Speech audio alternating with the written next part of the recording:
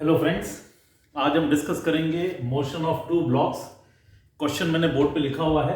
दो ब्लॉक्स हमारे पास हैं, एक 10 kg का, एक 2 kg का। वो एक रफ सरफेस पे रखा हुआ है। म्यू 2.1 है इस ब्लॉक और ग्राउंड के बीच में, और इन दोनों ब्लॉक्स के बीच में भी म्यू है 0.2 का। कन्वीनियंस के लिए हमने स्टैटिक फ्रिक्शनल कोएफिशिएंट और काइनेटिक फ्रिक्शनल कोएफिशिएंट सेम ले लिया है।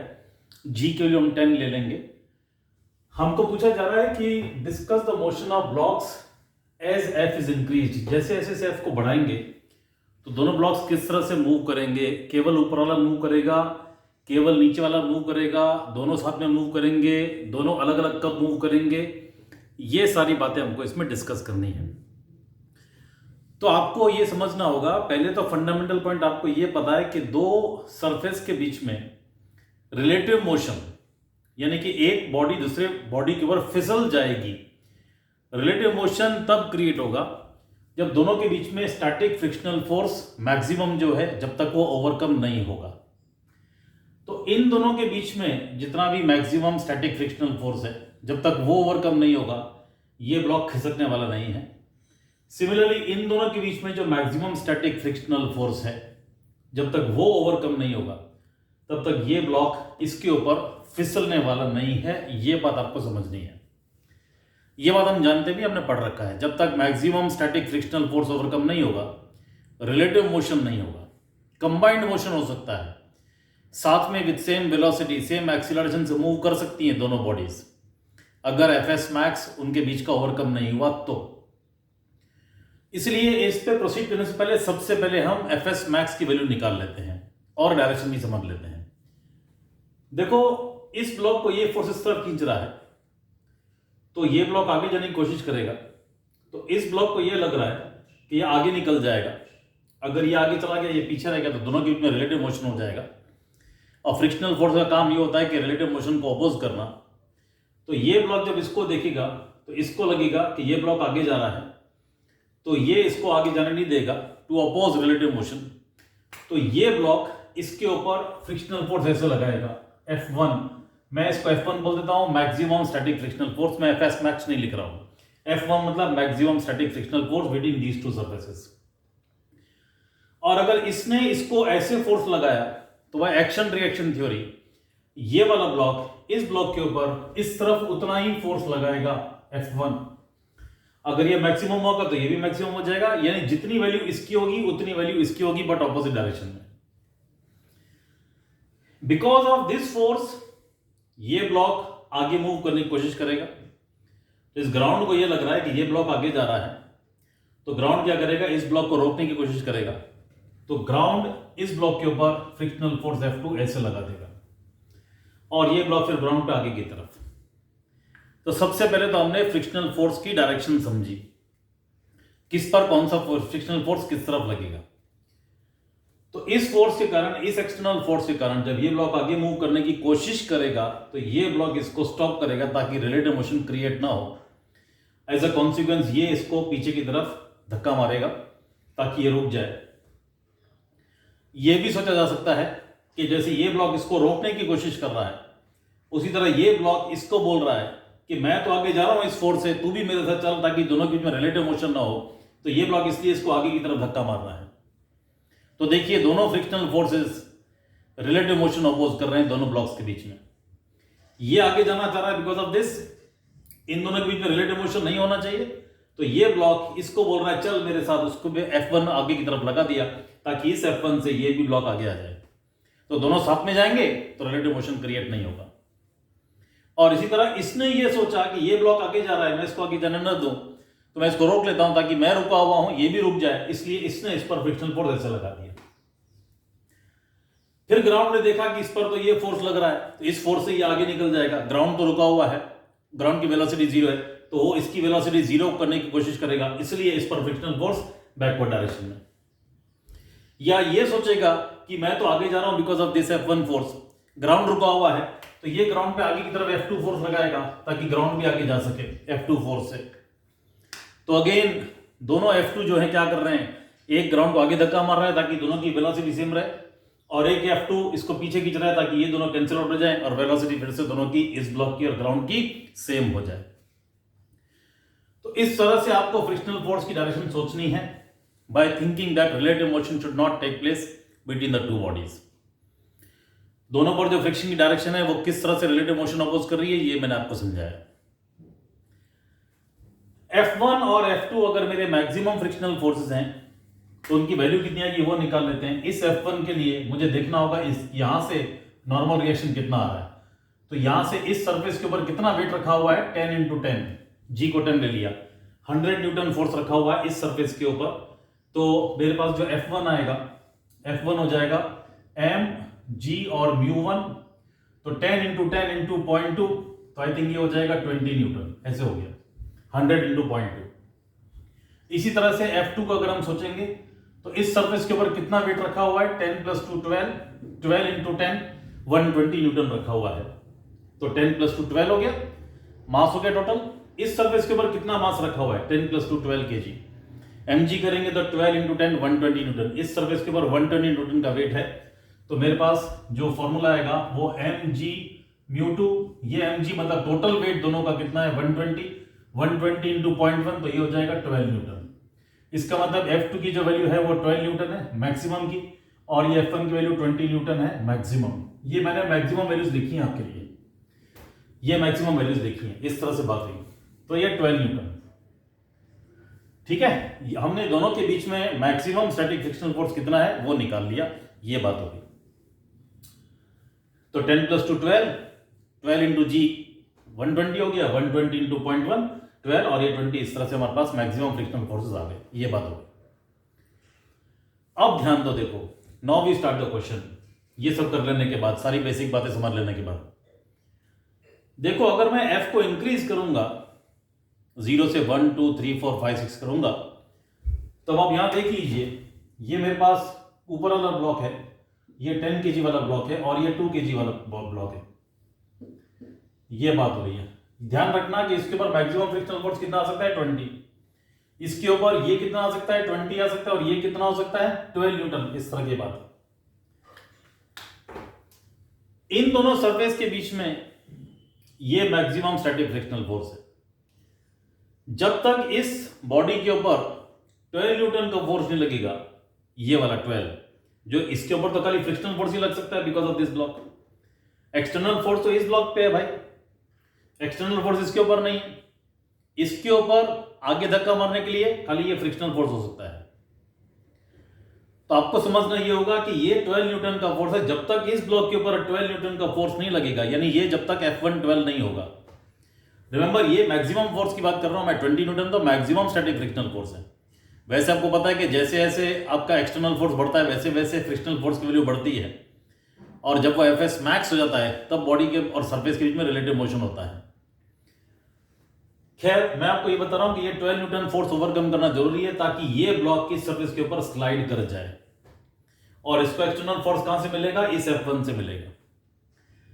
तो ये फोर्स जब तक 12 न्यूटन नहीं होगा, मतलब जब तक 12 को एक्सीड नहीं करा, 12 से थोड़ा भी आगे नहीं जाएगा, तब तक इसके और इसके बीच में रिलेटिव मोशन क्रिएट होने वाला नहीं है। फॉर एग्जांपल समझ लीजिए, मैंने यहां पे फोर्स लगा दिया 5 न्यूटन का, जस्ट इमेजिन करिए। अब इस ब्लॉक के ऊपर maximum static frictional force 20 Newton है, लेकिन मेरा एक्सटर्नल फोर्स 5 न्यूटन का है। तो एक्सटर्नल फोर्स ने मैक्सिमम स्टैटिक फ्रिक्शनल फोर्स को ओवरकम नहीं किया है, इसलिए मेरा फ्रिक्शनल फोर्स जो होगा F1 डैश मतलब इंटरमीडिएट फोर्स, वो कितना हो जाएगा 5 न्यूटन।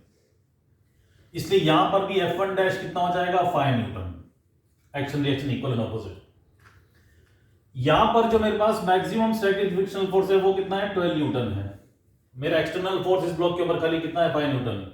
हमने 12 न्यूटन ओवरकम नहीं किया, मतलब ये ब्लॉक इस सरफेस के ऊपर स्लाइड करने वाला नहीं है, और इन दोनों के बीच में तो रिलेटिव मोशन होगा ही नहीं, बिकॉज उसको करने के लिए हमें कम से कम ये 20 न्यूटन का फोर्स लगाना पड़ेगा, ताकि ये 20 Newton force maximum static frictional force between these two surface overcome हो जाए, और ये ब्लॉक इसके ऊपर ऐसे स्लाइड कर जाए। तो आपको समझ में आया कि जब मैंने 5 का लगाया तो फ्रिक्शनल फोर्स 5 हो जाएगा, वही 5 यहां पे लगेगा। यहां पर मैक्सिमम 12 न्यूटन का फोर्स है, मैक्सिमम, तो इसने इसको क्रॉस नहीं किया है, इसलिए रिलेटिव मोशन नहीं होगा, और उस टाइम पे ये भी F2 डैश कितना हो जाएगा 5 न्यूटन हो जाएगा, ताकि सब कुछ स्टेशनरी रहे। ये बात होगी। धीरे धीरे और बढ़ाते हैं, इसको मेच कर लेते हैं। अगेन इन दोनों के बीच में 20 Newton maximum static frictional force है, तो ये भी मेरे पास 8 हो जाएगा, ये भी मेरे पास 8 हो जाएगा। अगेन 12 न्यूटन को क्रॉस नहीं किया तो ये भी कितना हो जाएगा, 8 हो जाएगा। यानी अभी भी मोशन स्टार्ट नहीं हुआ है दोनों ब्लॉक्स के बीच में। इस तरह से आप सोच सकते हैं 9 हो जाए, 10 हो जाए, 11 हो जाए, 12 न्यूटन हो जाए तो क्या हो जाएगा। अब धीरे धीरे बढ़ाते बढ़ाते हम यहां पहुंच गए 12 न्यूटन पे। ये भी 12 हो गया भाई, ये भी 12 हो गया और ये भी 12 न्यूटन हो गया, और ये मेरा मैक्सिमम स्टैटिक फ्रिक्शनल फोर्स है। अब देखो दोनों फोर्स बैलेंस हो गए। अब ये चलने की तैयारी में है इस सरफेस के ऊपर, इस ग्राउंड के ऊपर ये खिसकने की तैयारी में है, क्योंकि इसको लग रहा है कि मेरा जो मैक्सिमम एक्सटर्नल फोर्स है इस बॉडी के लिए एक्सटर्नल फोर्स है, ये एक्सटर्नल फोर्स मेरे मैक्सिमम स्टैटिक फ्रिक्शनल फोर्स को ओवरकम करने की तैयारी में है। इसका मतलब ये हुआ कि आपने अगर इसको 12.1 कर दिया तो ये 12.1 हो जाएगा, ये भी 12.1 हो जाएगा, और ये 12 था तो नेट फोर्स बचेगा 0.1 न्यूटन। तो ये ब्लॉक 0.1 न्यूटन फोर्स की मदद से आगे निकल पड़ेगा, है ना। देखो मैं कर देता हूं आपके लिए, ये 12.1 बनाया मैंने, ये F1 डैश मैंने 12.1 बना दिया, डैश लिख रहा हूं क्योंकि इंटरमीडिएट फोर्स है। ये 12.1 हो गया और ये मैक्सिमम 12। तो एक्सटर्नल फोर्स ने मैक्सिमम स्टैटिक फ्रिक्शनल फोर्स को ओवरकम कर दिया है, तो अब मेरे पास F नेट इस डायरेक्शन में 0.1 न्यूटन हो गया, और इस फोर्स के कारण ये ब्लॉक आगे मूव कर जाएगा। देखो इन दोनों के बीच का Fs मैक्स ओवरकम हो चुका है, इसलिए ये ब्लॉक इस सरफेस के ऊपर स्लाइड कर जाएगा। लेकिन इन दोनों के बीच का जो मैक्सिमम स्टैटिक फ्रिक्शनल फोर्स था वो 20 न्यूटन था, वो ओवरकम नहीं हुआ है, क्योंकि अभी भी फ्रिक्शनल फोर्स कितना है 12.1, एक्सटर्नल फोर्स 12.1 न्यूटन है। इन दोनों के बीच का maximum static frictional force overcome नहीं हुआ है, इसलिए ये ब्लॉक इसके ऊपर स्लाइड नहीं कर सकता, ये ब्लॉक इसके ऊपर स्लाइड नहीं कर सकता। लेकिन ये तो आगे जा रहा है बिकॉज ऑफ दिस फोर्स, और ये उसके ऊपर स्लाइड नहीं कर सकता। इसका मतलब ये होगा कि दोनों ब्लॉक साथ में आगे जाएंगे जैसे ही हम इसके 12 को क्रॉस करेंगे। Both the blocks will move forward with same acceleration. Same acceleration क्यों? क्योंकि इन दोनों के बीच का maximum static frictional force overcome नहीं हुआ था, तो दोनों के बीच में रिलेटिव मोशन क्रिएट नहीं हो सकता। मतलब किसी भी टाइम पे दोनों की वेलोसिटी एक्सीलरेशन सेम रहने चाहिए।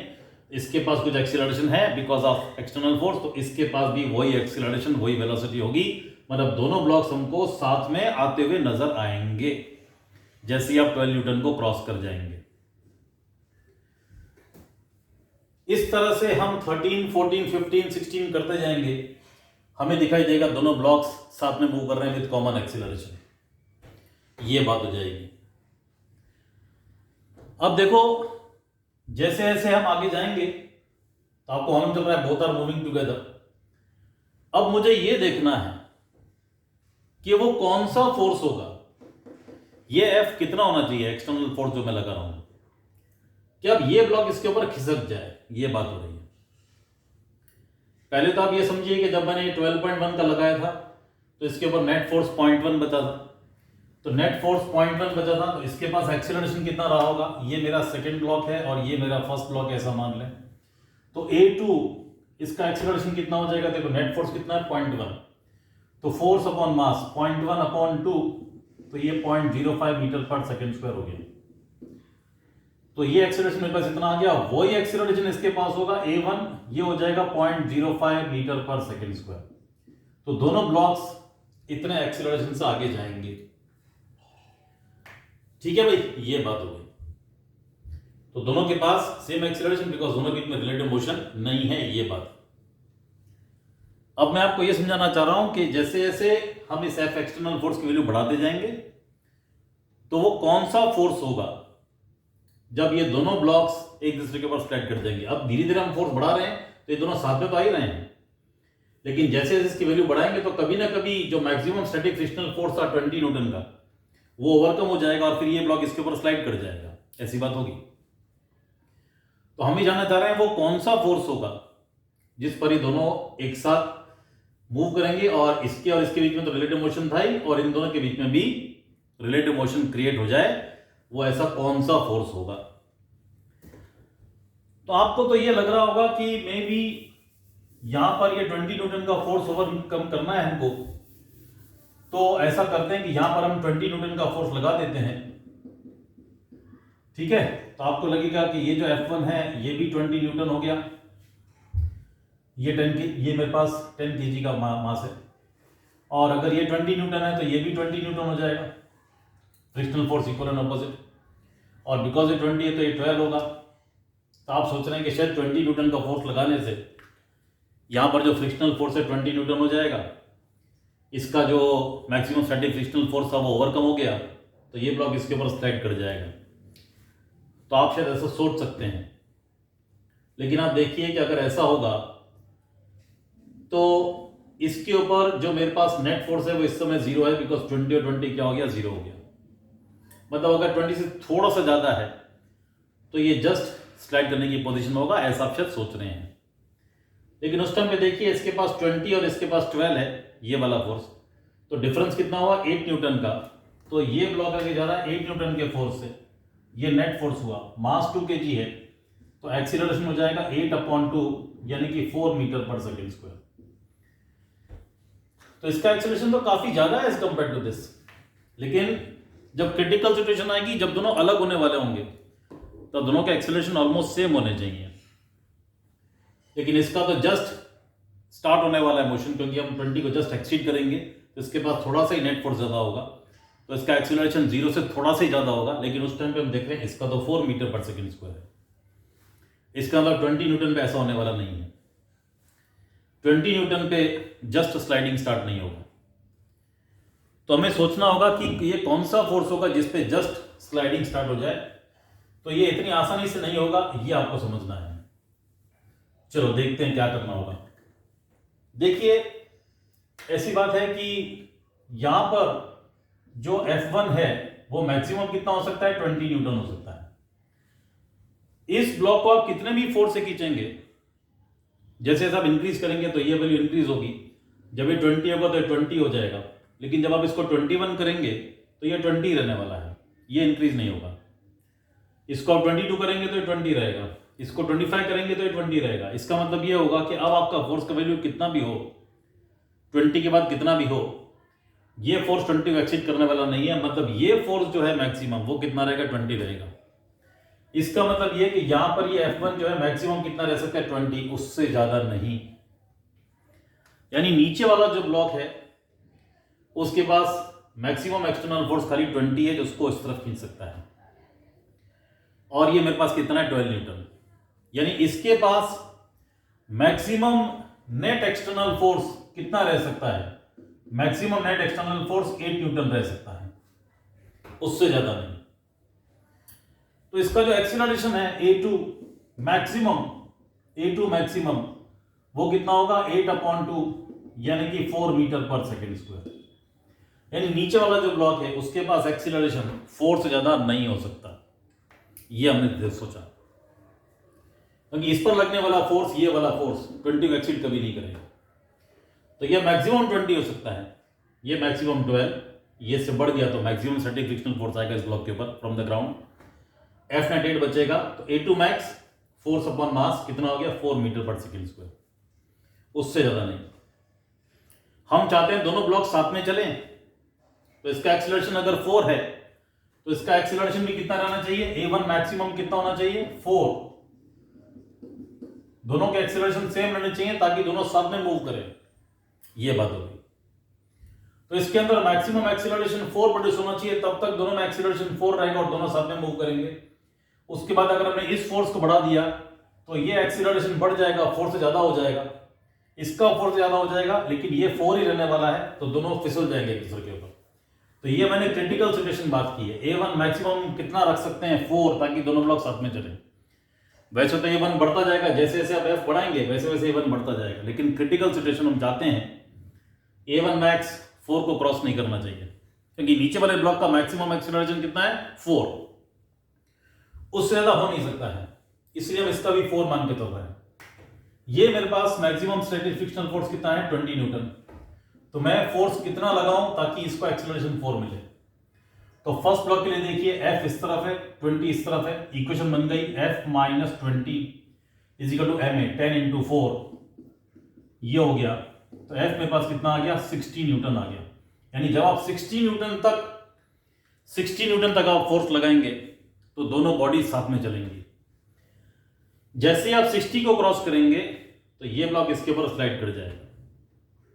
अब आप देख लीजिए, मैंने एफ को 60 कर दिया, मैक्सिमम 60 कर दिया, 60 माइनस 20 40 हो गया, 40 अपॉन 10 फोर्स अपॉन मास 4 हो गया, ये 20 है, ये भी 20 है, ये 10 है, 12 है, सॉरी 20 माइनस 12 8 हो गया, नेट एक्सटर्नल फोर्स 8 अपॉन 2 4, इसका एक्सप्रेशन भी कितना है 4 है। अब आ गया आंसर। तो 60 Newton will be the maximum force that you can apply on this block so that both the blocks move together. After that what will happen? ये block इसके ऊपर स्लाइड कर जाएगा और ये तो पहले से ही चल रहा था, ये बात हो गई। तो इन दोनों के बीच में भी रिलेटिव मोशन होगा और इन दोनों के बीच में भी रिलेटिव मोशन होगा अगर मेरा फोर्स 60 को क्रॉस कर जाएगा। तो हम पहले देख चुके थे कि 12 और 60 के बीच में 12 न्यूटन पर इसने मूव करना चालू कर दिया था, बिकॉज इसका फ्रिक्शनल फोर्स कितना था 12। तो 12 और 60 न्यूटन तक दोनों ब्लॉक साथ में मूव करेंगे। 60 के बाद ये ब्लॉक इसके ऊपर स्लाइड कर जाएगा और ये तो ग्राउंड पे स्लाइड कर ही रहा था। जब तक हम 12 न्यूटन तक नहीं पहुंचेंगे दोनों ब्लॉक्स खड़े रहेंगे, कोई भी मूव नहीं करेगा, बिकॉज दोनों ही फ्रिक्शनल फोर्सेस ओवरकम नहीं हुए हैं। तो कंक्लूजन क्या है, 0 to 12 न्यूटन तक दोनों ब्लॉक्स खड़े रहेंगे, दोनों का एक्सेलरेशन 0 रहेंगे। 12 से 60 तक दोनों मूव करेंगे कॉमन एक्सीलरेशन से, और वो कॉमन एक्सीलरेशन आप कैसे निकालेंगे? कॉमन एक्सीलरेशन जो आएगा ए, यहां पे लिखता हूं आपके लिए, जब F 12 और 60 के बीच में होगा तब आपका जो ए कॉमन होगा वो होगा F upon m1 plus m2, जो भी आपने फोर्स लगाया net force upon m1 plus m2 कर देंगे। और ध्यान रखेंगे, देखो ए कॉमन एक्सेलरेशन, अब थोड़ा सा यहां पे एफ नहीं आएगा, आपको थोड़ा बता रहा हूं। देखिए कॉमन एक्सेलरेशन जब हम निकालते हैं तब ये देखते हैं बॉडी के ऊपर टोटल एक्सटर्नल फोर्स कितना है। टोटल एक्सटर्नल फोर्स अगर इसको हम सिस्टम मान लेते हैं, क्योंकि दोनों को साथ में मूव करवाना है, तो ये फोर्स और ये फोर्स इंटरनल फोर्सेस है, दोनों ने एक दूसरे के ऊपर लगाए। ग्राउंड से जो फोर्स आ रहा है वो एक्सटर्नल है इन दोनों के लिए। ये जो मैंने लगाया ये भी एक्सटर्नल है, तो ये एक्सटर्नल फोर्स है, ये भी एक्सटर्नल फोर्स है। तो मैं क्या लिखूंगा, F माइनस 12, क्योंकि जब दोनों मूव कर रहे होंगे तो ये ब्लॉक इसके ऊपर खिसक गया होगा, मतलब हम 12 को क्रॉस कर चुके होंगे, तो फ्रिक्शनल फोर्स 12 होगा ग्राउंड और इसके बीच में। तो ए कॉमन कितना आएगा, जो भी आपने फोर्स लगाया जो 12 से ज्यादा होगा, minus 12 upon m1 plus m2। इस तरह से आपको ए कॉमन मिलेगा जब तक आपका फोर्स 12 और 60 के बीच में है। 60 की सिचुएशन पे जस्ट वो स्लाइडिंग मोशन स्टार्ट होगा, 1 और 2 के बीच में रिलेटिव मोशन स्टार्ट होगा।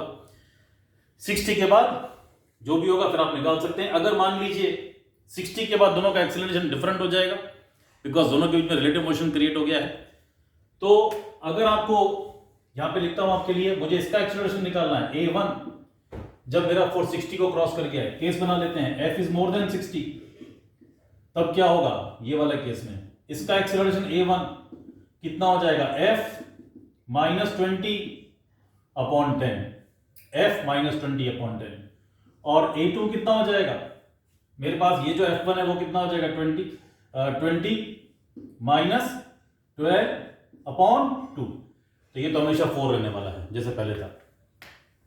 तो ये एक्सटर्नल फोर्स इस ब्लॉक के लिए माइनस की अपॉन 2, तो मुझे a2 मिल जाएगा, और ये a1 हो जाएगा F minus 20 upon 10 when F is more than 60। तो जब मोर देन 60 होगा तो a1 का एक्सेलरेशन कितना होगा, a2 का कितना होगा, ये मैंने आपको बताया। 12 और 60 के बीच में a कॉमन कितना होगा वो मैंने आपको बताया, F minus 12 upon m1 plus m2, net external force F minus 12 upon total mass, because दोनों साथ में चल रहे हैं। और 12 से कम तो मैंने बताया दोनों मासेस मूव ही नहीं करेंगे, दोनों रुके रहेंगे, ये बात है। अब देखो बच्चों, आप इसको कॉपी कर लीजिए प्लीज। अब हम क्या करते हैं, इसको रिवर्स कर लेते हैं। मान लीजिए ये 2 kg का ब्लॉक ऊपर और 10 kg का ब्लॉक नीचे, तो फिर सिचुएशन क्या होगी उसको देखते हैं। तो देखिए सिचुएशन रिवर्स कर लेते हैं।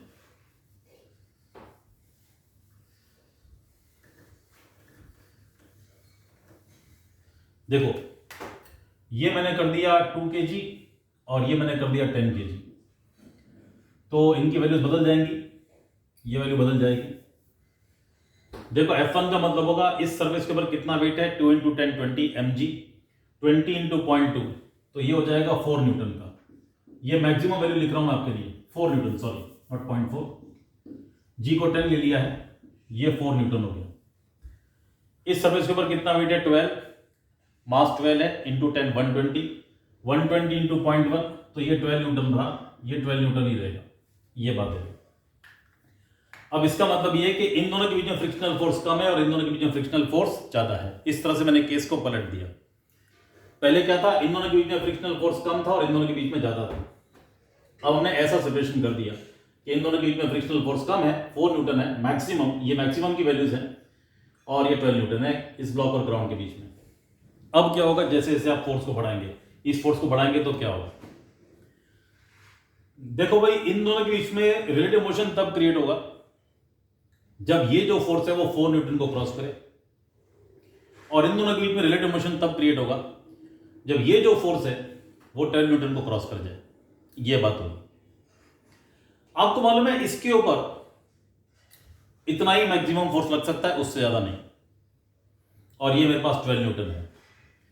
इसका क्लियर मतलब ये हो गया कि ये ब्लॉक कभी मूव नहीं करेगा विद रिस्पेक्ट टू ग्राउंड, क्योंकि यहां पर मैक्सिमम फोर्स कितना लग सकता है, खाली 4 न्यूटन का, because of this action reaction equal and opposite. लेकिन इसको इस सरफेस के ऊपर चलाने के लिए हमें 12 न्यूटन का फोर्स ओवरकम करना है, वो पॉसिबल नहीं है। इसका मतलब ये ब्लॉक हमेशा स्टेशनरी रहने वाला है। और अब इसकी बात कर ले, इसका मतलब ये हुआ कि जैसे जैसे हम F को बढ़ाएंगे वैसे वैसे ये फ्रिक्शनल फोर्स बढ़ता जाएगा। जब इसको 1 न्यूटन करेंगे तो ये भी 1 न्यूटन हो जाएगा, ये 2 तो ये भी 2, मतलब जब ये 4 न्यूटन का हो जाएगा तो ये फ्रिक्शनल फोर्स 4 न्यूटन के बराबर हो जाएगा, एफएस मैक्स के बराबर। तो ये जस्ट इसके ऊपर स्लाइड करने की तैयारी में होगा, और जैसे ही आप 4 को क्रॉस करेंगे तो फिर ये ब्लॉक इसके ऊपर स्लाइड कर जाएगा। ये ब्लॉक कभी मूव करने वाला नहीं है, बिकॉज इसके ऊपर मैक्सिमम फोर्स 4 है, जबकि मैक्सिमम फ्रिक्शनल फोर्स ओवरकम करना है कितना, 12। तो ये अपनी जगह पे हमेशा खड़ा रहेगा, केवल ये मूव करेगा जब हम एक्सटर्नल फोर्स 4 न्यूटन को एक्सीड करवा देंगे। ये बात हो रही है। तो इस पर डिस्कशन सिर्फ इतना ही है कि जैसे ही आप फ्रिक्शनल फोर्स 4 न्यूटन, ये एक्सटर्नल फोर्स 4 न्यूटन को एक्सीड करते हैं तो ये ब्लॉक इसके ऊपर खिसक जाएगा और ये कभी भी मूव करने वाला नहीं है ओवर द ग्राउंड। ये बात हो रही है, ये मैंने आपको समझाया। इसको थोड़ा सा ट्विस्ट कर देते हैं। थर्ड केस में हम ये फ्रिक्शन गायब कर देते हैं, मतलब इस ब्लॉक और ग्राउंड के बीच में कोई भी फ्रिक्शनल फोर्स नहीं है, ये स्मूथ सरफेस है, ऐसा मान लिया हमने। ये बात हो गई। अब देखते हैं क्या होगा। अब इन दोनों के बीच में फ्रिक्शनल फोर्स 4 न्यूटन है, इन दोनों के बीच में फ्रिक्शन है ही नहीं, तो इसलिए इस ब्लॉक को इसके ऊपर स्लाइड करने में कोई तकलीफ नहीं है। इस ब्लॉक को इसके ऊपर स्लाइड करने के लिए कोई भी स्टैटिक फ्रिक्शनल फोर्स ओवरकम नहीं करना है। अब देखो क्या होगा, अगर मैंने 1 न्यूटन का फोर्स लगाया, जैसे जैसे हम F को इंक्रीज करेंगे, थोड़ा वेंड आप इसका फ्री बॉडी डायग्राम देखिए, मैंने ये जो फोर्स है वो 1 न्यूटन लगा दिया, तो मेरा जो फ्रिक्शनल फोर्स है F1 डैश ये 2 न्यूटन हो जाएगा बैकवर्ड डायरेक्शन में, और ये मेरे पास हो जाएगा 1 न्यूटन। यहां पर तो फ्रिक्शन है ही नहीं, तो इस ब्लॉक को लग रहा है कि मुझे 1 न्यूटन का फोर्स आगे खींच रहा है, तो ये ब्लॉक जो है 10 kg का, बिकॉज ऑफ दिस फोर्स आगे मूव करने लग जाएगा विद सर्टेन एक्सीलरेशन। लेकिन इन दोनों के बीच में मैक्सिमम फोर्स 4 है, वो ओवरकम नहीं हुआ है, लेकिन ये तो चल रहा है बिकॉज ऑफ दिस फोर्स, और इन दोनों के बीच में रिलेटिव मोशन नहीं हो सकता है। तो क्या होगा, दोनों ब्लॉक्स एक साथ मूव करेंगे विद कॉमन एक्सीलरेशन, क्योंकि दोनों के बीच में रिलेटिव मोशन पॉसिबल नहीं है। तो कितना हो जाएगा common acceleration, net external force upon total mass.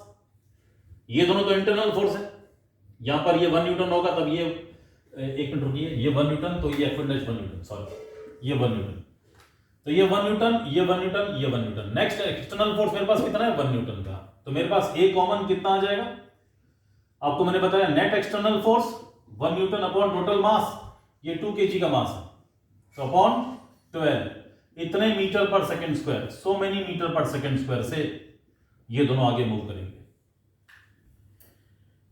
धीरे धीरे करके मैंने इसको 4 न्यूटन बना दिया, ये भी 4 न्यूटन बन गया, ये भी 4 न्यूटन हो गया। ये जस्ट मूव करने की तैयारी में होगा ओवर दिस ब्लॉक। तब क्या होगा, ए कॉमन कितना हो जाएगा, नेट एक्सटर्नल फोर्स 4 है, 4 न्यूटन अपॉन 12 kg, तो ये 1/3 मीटर पर सेकेंड स्क्वायर से दोनों आगे जा रहे होंगे। अब आपको लग रहा होगा कि ये 4 है, ये 4 है, हमने इसको 4 से थोड़ा भी इंक्रीज करेंगे तो ये सेपरेट हो जाएगा, बिकॉज इन दोनों के बीच में क्या क्रिएट हो गया, रिलेटिव मोशन क्रिएट हो गया। तो ये बात सही है, जैसे ही आप 4 को क्रॉस करेंगे इसका maximum static frictional force overcome हो जाएगा 4 न्यूटन का। सपोजिंग आपने इसको 5 कर दिया तो 5 - 4 1, तो ये 1 न्यूटन के कारण आगे जाएगा। एंड रिमेंबर, इसके पास केवल ये 4 न्यूटन मैक्सिमम हो सकता है, तो इसके पास जो मैक्सिमम एक्सीलरेशन है वो कितना होगा, A2 मैक्स। आपको लिख के बताऊं, A2 मैक्सिमम कितना हो सकता है, नेट एक्सटर्नल फोर्स 4 है, मास 10 है, तो 4/10 यानी कितना हो सकता है, 0.4 मीटर पर सेकेंड स्क्वायर। ये और एक्सीलरेशन से आगे नहीं जा सकता, क्योंकि इसके बाद मैक्सिमम स्टैटिक फ्रिक्शनल फोर्स खाली कितना हो सकता है, 4, जो यहां पर है। इस तरह की बात है। तो इसके पास मैक्सिमम एक्सीलरेशन खाली कितना हो सकता है, 0.4, बिकॉज ऑफ दिस फोर्स। और आपने अगर यहां पे 5 कर दिया, अगर आपने 5 कर दिया, यहां पे 5 कर दिया एक्सटर्नल फोर्स, तो मैक्सिमम स्टैटिक फ्रिक्शनल फोर्स आ जाएगा, वो 4 बन जाएगा। ये 4 है मेरे पास, ए कॉमन अब नहीं रहेगा, क्योंकि ये वाले ने इसके एक्सटर्नल फोर्स को ओवरकम कर दिया, इस एक्सटर्नल फोर्स ने मैक्सिमम स्टैटिक फ्रिक्शनल फोर्स को। तो A1 का एक्सीलरेशन कितना हो जाएगा, नेट कितना हो जाएगा, 5 - 4/2 यानी कि 0.5 मीटर पर सेकेंड स्क्वायर। और इसके एक्सीलरेशन की बात करें तो कितना हो गया, इसके पास नेट फोर्स कितना है, 4 अपॉन मास 10, तो कितना हो गया, 0.4 मीटर पर सेकेंड स्क्वायर। आप देख सकते हैं दोनों डिफरेंट एक्सीलरेशन से आगे जा रहे हैं। तो जैसे ही आप 4 न्यूटन को क्रॉस करते हैं तो ये ब्लॉक इसके ऊपर स्लाइड कर जाएगा, और ये सिर्फ 4 न्यूटन की वजह से आगे जाएगा। ये बात है। अगर हमको ये जानना हो कि ये मैक्सिमम फोर्स कितना होगा जब तक ये दोनों ब्लॉक साथ में चलते रहें, ये कितना होना चाहिए, तो उसको कैसे निकाला जाएगा, देखिए। सपोजिंग यहां पर मैंने F फोर्स लगा दिया ताकि ये मैक्सिमम वैल्यू है जब तक वो दोनों साथ में चल रहे हैं, और जैसे ही F को क्रॉस करेंगे तो दोनों क्या हो जाएंगे, सेपरेट हो जाएंगे।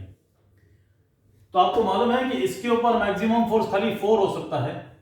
इसको हमने 4 ले लिया मैक्सिमम को, तो ये 4 होगा। तब A2, ये सेकंड ब्लॉक है मेरे पास और ये फर्स्ट ब्लॉक है, A2 का मैक्सिमम कितना होगा, 4/10 यानी कि 0.4 मीटर पर second square, force upon mass. तो इसके पास मैक्सिमम एक्सीलरेशन कितना होगा, 0.4 का। हम चाहते हैं दोनों साथ में चलें, इसलिए इसका भी एक्सीलरेशन कितना होना चाहिए, 0.4 मीटर पर सेकेंड स्क्वायर होना चाहिए, ताकि दोनों साथ में मूव करें। तो एक्सीलरेशन 0.4, ये F है मेरे पास। उस टाइम पे हो सकता है कि मैक्सिमम फ्रिक्शनल फोर्स है, क्योंकि दोनों साथ में मूव कर रहे हैं। तो F - F1 that will be equal to F net हो गया मास इंटू एक्सीलरेशन। तो मैं चाहता हूं कि एक्सीलरेशन का कितना होना चाहिए, 0.4, तो F - 4, क्योंकि बस जस्ट वो स्लाइड करने वाला है उसके ऊपर, तो मैक्सिमम फ्रिक्शनल फोर्स बीच में आ जाएगा। मैंने आपको बताया कि वो कितना फोर्स होना चाहिए ताकि वो साथ में मूव करें और उसके बाद वो अलग हो जाए। तो ये जस्ट अलग होने वाले हैं, इसका मतलब मैक्सिमम स्टैटिक फ्रिक्शनल फोर्स होगा। मास मेरे पास 2 हो गया, एक्सीलरेशन मेरे पास 0.4 है, तो F will become equal to 4 इधर आएगा, 4.8 न्यूटन। तो 4.8 न्यूटन के फोर्स तक वो साथ में चलेंगे, उसके बाद वो सेपरेट हो जाएंगे। तो देखिए बीच में हमने आपको कहा कि जैसे ही हम यहाँ पे 4 न्यूटन का फोर्स लगाएंगे और ये 4 न्यूटन का फोर्स, जैसे ही हम 4 को क्रॉस करेंगे इसका फोर्स क्रॉस हो जाएगा, तो ये मूव कर जाएगा एंड रिलेटिव मोशन स्टार्ट होगा, तो वो बात गलत हो गई, ये बात करेक्ट है। तो जब भी आपको ये निकालना हो कि मैक्सिमम फोर्स कितना होगा जब तक वो साथ में चलें, तो आपको क्या करना होगा, आपने एज्यूम किया कि इसके ऊपर मैक्सिमम एक्सीलरेशन कितना आ सकता है, पहले आप वो निकाल लीजिए। तो हमको पता है कि इसके ऊपर मैक्सिमम फोर्स खाली 4 हो सकता है, यहां पर तो फोर्स है ही नहीं, फ्रिक्शन का स्मूथ सरफेस है।